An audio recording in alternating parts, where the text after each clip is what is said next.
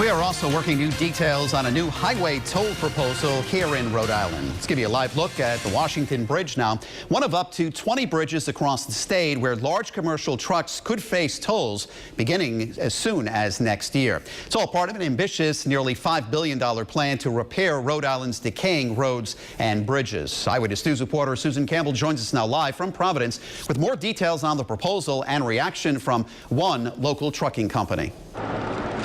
The governor says she hears complaints about the state's roads and bridges every single day. Many truck drivers share her concerns, but they say their industry shouldn't be responsible to pay for all of the fixes.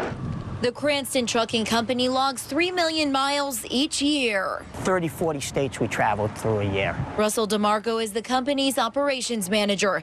He fears the cost of business will go up if the governor's new plan to toll commercial trucks is passed into law. Running the roads right now is very expensive with the tractor trailers, and it's going to make that much more costly, which eventually will be passed down to the customers.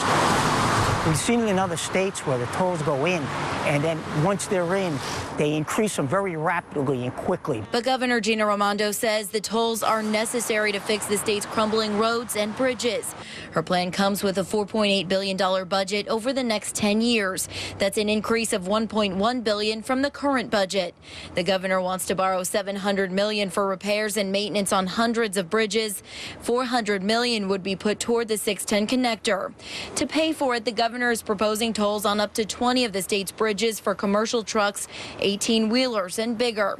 The anticipated revenue, $100 million every year. If we get this executed, we're projected to reach 90% structural sufficiency of our bridges in less than 10 years. We'll be going from 50 out of 50, some of the worst roads and bridges, to 90% structural sufficiency. That's something we can be proud of. That'll make businesses want to be here. The governor also says her plan will create thousands of construction jobs. So far, no word on how much those tolls would cost. Coming up new at 6, we'll take a look at how much some of our neighboring states are charging. Live with the Providence Mobile Newsroom, Susan Campbell, Eyewitness News. Now, a new toll proposal for Rhode Island. Today, the governor introduced the plan to borrow $700 million to repair the state's failing bridges. They pay back that money by charging large commercial trucks a user fee. Now, officials say this proposal, called Road Works, will grow the economy, create jobs, and save money in projected future costs.